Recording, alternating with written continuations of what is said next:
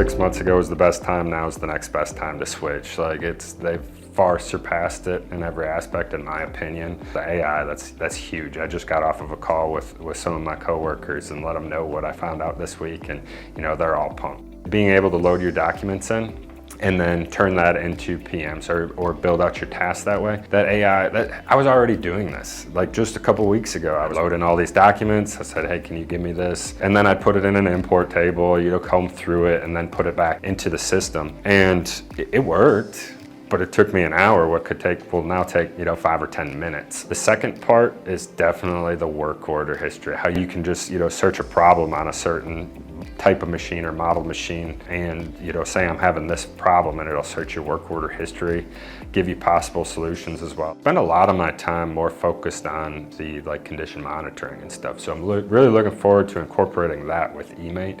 Really what I'm looking forward to the most with our organization, our partnership, is incorporating all the data together into one platform.